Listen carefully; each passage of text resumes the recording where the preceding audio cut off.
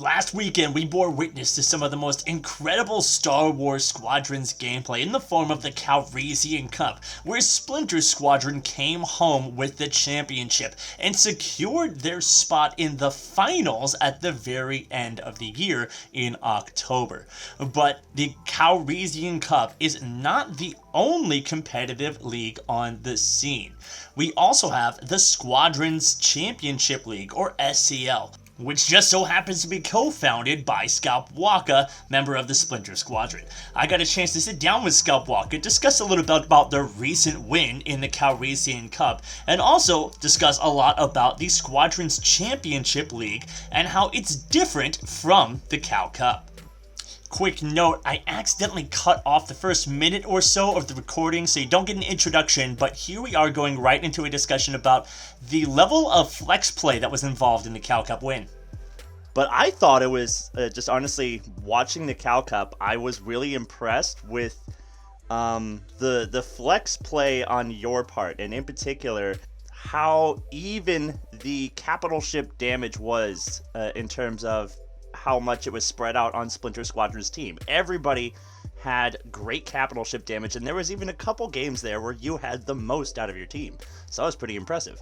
Yeah, so looking at the game and how we had flown in Operation Ace early January into the Cal Cup Minor, we were looking at ways to optimize our game, especially after some, we played really rough against Gas in the Minor. Mm-hmm. And we were like, okay, that's unacceptable. Let's figure out how to improve and take that extra step. And we were looking just at, the length of a game. Like that Game 5 final against Gas was 9 minutes long. I saw that. Right, yeah. The games go so fast, so it's super important that every single second of the game you're doing something. Mm-hmm. And this is what separates a lot of teams from being at that tier of gameplay. Like what separates us and Gas from a lot of other teams is we don't have anybody specifically going for player kills. Downtime is capital ship or AI farm. If there's somebody that puts themselves out of position or is vulnerable and low HP, you get the pick. So an example I will use is I was shooting the Raider, got it probably down to 30 when in game 4 when Gas got offense, their last offense. Shazam did not dock at 20 HP because I got some chip shots on him throughout the phase. So he stayed in at 20 HP, low shields. I saw it, I turned to him, land 3 shots, get the kill, get immediately back on Raider. And we get the flip in 45 seconds, I want to say that phase. Yeah, it was really impressively fast on some of these phases and stuff. But a lot of that actually is due, so Gas doesn't do this, but we do this. We, on the opening dogfight, we don't swap ships. I noticed, so we'll go definitely onto offense with Y-Wings. Yeah. And a lot of our defensive flips are because we've got 4 people. I am the one stubborn one, which I need to I see that.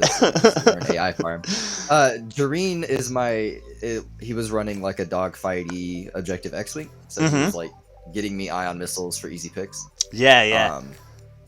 We all died on top of the ISD in game 5. And Jareen was going to be the first one to respawn. Finkar was alive in an X-Wing on their side of the field, our AI farmer. Yeah. And so Jareen's like, I'm hopping in a Y-Wing. Bruce is like, okay, I'll hop in one too. So we had a double farm, and Finkar was on Raider as soon as the Raider spawned in, and 2 guys who don't typically AI farm were AI farming. Because it takes about a full minute to swap. Yeah. And with the how fast those flips were happening, if somebody had gone to swap, they never would have been able to get damage done on offense. They would have been coming out of the hangar by the time the phase was flipping. You know what I mean? So that happened to me once. It's all about optimizing that downtime. Yeah.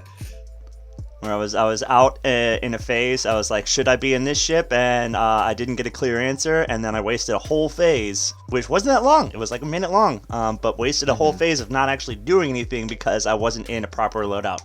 So yeah, great notes on that one. But we're not, we're not here to talk all about the Cal Cup. It's pretty awesome to catch that win. But I wanted to get with you, Scalpwakka, on your league that you co-founded. So give us a little bit of information on what is the SCL, the Squadrons Championship League, and how it's different from the Calrissian Cup. The SCL is a league that plays on a week-by-week basis, like like the NFL or whatever, right? So we've got one game a week. Teams can schedule that game whenever they are comfortable with scheduling it. And there will be 7 games in the regular season. After 7 weeks of regular season, it moves into a playoff top 8. We actually had a 4-way tie for 8th place. So those guys are doing a play-in tournament to get that last spot. Oh, nice. In Yeah. the playoffs. And then, so it's best of 3s all the way up to the finals, which is best of 5. And it came around, we started talking about it in early November. We're like, look, we play this game competitively. Yeah. What can we do to help push the scene forward? And we knew there were tournaments upcoming, but there wasn't a league. Yeah. Right? And so we're like, okay, well, we can do this on a week by week basis, make it a little flexible for the players, allow them, the best chance possible of playing in the league. We actually didn't expect people to sign up, so we capped it at 20 just due to load, and we were like, it probably won't fill, but it filled in 2 hours. Right? So, and that was like mid-December. Nice. That's pretty awesome. Who were you forming this with? Because I know it's a joint venture. There's you and Avengers. One was involved, Wells, right? No, so it is me, a guy named Apogeo. Oh, okay, Jareen, and Brunus. Okay. So 2 guys from Splinter Squadron, actually, and then another guy, Apog. Me and Apog got on it initially, that we were talking, and we're like, yeah, we could do a league. And then we brought on Jareen and brought on Brunus, because we knew they had, like, good experience in the area. Nice. So. I love how you even got the whole patch and everything. Like, that's a legitimate patch. Is that like something you're gonna like ship out to people and stuff? Yeah, absolutely. That's I think awesome. we've already started shipping it out. Yeah, we're selling them. They're super clean. Super I love the logo. It's a beautiful looking logo. How would you say season 1 has gone for you? Kind of like big ups and downs. Like, how's been the experience of season 1 for you? For the SCL? It's been mind-boggling, man. The support has been larger than we thought it would be. We're crowdfunding our prize pool, and all of the players have really enjoyed flying in it and participating in it, and it's awesome to see. I've really enjoyed casting it as well. So people enjoying that cast has meant a lot to me. It's something that I had never done before. This was my first venture into casting. Having people, continuously show up and enjoy watching the games has been a lot of fun. Did you have any big setbacks or anything for season 1? Anything that really threw you for a loop or made it difficult? I don't think so. We put a lot of time in before we announced it, making sure everything was ironed out. Like, we went through we had our rulebook set up. There's been some changes on the fly to that as people are asking a lot of questions. We're like, yeah, that makes a lot of sense. We can adjust like minor things. Yeah. And then we're about to get ready to go into season 2 and revise everything. But for the most part, we made sure all of our, everything was tied down before going into season 1. And we've been very look, this is the way the league is being run for this season. We'll look at changes going into season 2, and people have been understanding of that. So. Yeah. You gotta keep the season kind of set so that yes, let's see how this plays out, and then we'll look at rules going into season 2.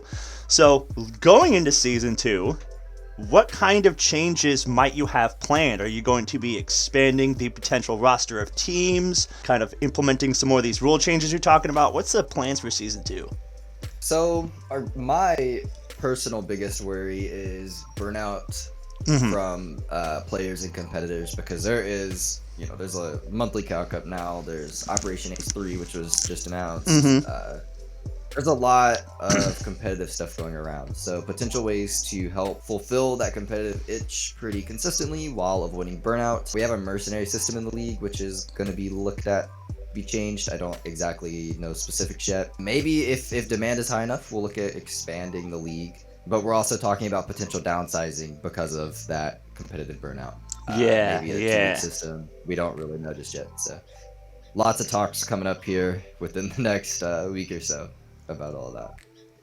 Well, what are your hopes then for the future? Like you said, there is a lot of potential burnout in the future. I think people just want to do anything they can to keep this game alive, and that's where the massive amount of competitive scene is starting to arise. So what are your hopes for the future of the SCL and kind of Squadrons in general? Whether or not SCL is helping push the competitive envelope, I want the competitive scene to be flourishing and succeeding. As a competitor or as a caster, either one, right? Like, I enjoy doing both. As long as the game is being played in a competitive since, or just, the player base is growing, right? Yeah. I am happy.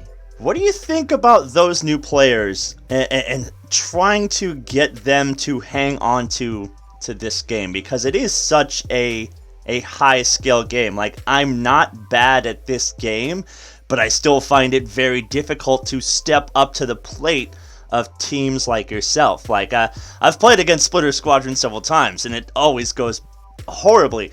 How do we involve the slightly less competitive community and try to get them more involved into these kind of events and help them want to learn and grow and get involved in this competitive scene that we have started to establish here? Information flow is huge. Early on, I know, like, even now still a lot of people are struggling to understand, I guess, what is optimal play and what is suboptimal play. And things are being confused and correlated where they don't necessarily relate, right? So for new players coming in, it's important that they just have fun playing the game before they are like, yeah, let me be competitive, right? Yeah. Like, sit down, make sure you enjoy the game as it is, right? Because, and this is a conversation that's been ongoing, like, a lot of people in the competitive community don't like the state of the game at the moment. They want it to be more killy or whatever, and I was this a few weeks ago, but I've kind of flip-flopped my stance after actually understanding how it plays as a team game, right? Like, it's a team game. It is a MOBA, right? And in MOBAs, it is very hard to kill people unless you're playing as a team. That's important to understand. Like Rocket League, Siege, every competitive game for the most part is a team game, and it's important that you play together as a team. If you're not playing as a team, it's gonna be very, very, very hard to succeed. But on top of that, once you get into the game, being able to have resources to teach you how to play at a higher level is very, very important, and those resources are there. We just had to make those accessible. Well, okay.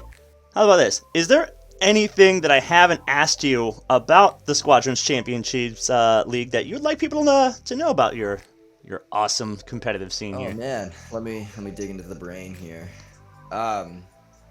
Nothing much, man. I want to reiterate, like, it's been awesome having the community participate in this event that we've put on, something we've put our time into that we didn't even think people would want to take part in. So it's been awesome having that happen and become a reality. The playoffs are happening, I want to say, this weekend, so that'll be on my Twitch, and Hammer, I want to say a little Hammer will be casting some of those games as well. So that's gonna be a lot of fun. Our prize pool is at $1,100 right now, I think. So nice. It's pretty good, decent prize pool right there. Yeah, I know, especially for crowdfunding. Right? Support's been overwhelming. Well, that's awesome. That'll be happening very, very soon, and I'm very excited for that. Got a lot of great teams. There's gonna be some really, really intense matchups. Oh, I guarantee it will be. Considering the intensity of the matchups we just saw in the Calrissian Cup, I can't imagine it's going to be any less intense going into the playoffs of the SCL. Do we have a projected date for Season 2 to begin? I think actually we do. Season 2 starts, and this is very tentative, April 12th. Tentative April 12th. Yeah, so that's like our ballpark date for getting going for Season 2. Awesome. Well, thank you so much for your time, Scalpwakka. It's been a pleasure talking to you today, man. And just thank you for having me. Yeah, I wanted to get this out there. I haven't really seen anybody talk about your amazing league as much necessarily on YouTube, and I think that's the one thing that I try to do is to take information that's on other places and put it on YouTube. Like you said, the access to the knowledge. I'm trying to get more access to that knowledge. If it's in more places, more eyes are going to be on it. Absolutely, absolutely. And I really, really appreciate it, and I appreciate you having me on here. It's been a blast. For sure, man. Thank you so much for your time, and you enjoy the rest of your day, sir. If you're interested in watching Scalpwakka broadcast some of those games from the SCL live, you're going to go ahead and click the link down in the pinned comment below. There you'll find his Twitch channel, as well as a link to the Squadrons Championship League Discord, where you will find dates and times for every SCL broadcast. Once again, thanks to Scalpwakka, who provided the time for this interview on his birthday, no less. Huge thanks for that one. And thank you guys for sticking around and watching this video. Appreciate you being here. In the meantime, I'm not amazing, I'm just mediocre. And I'm out.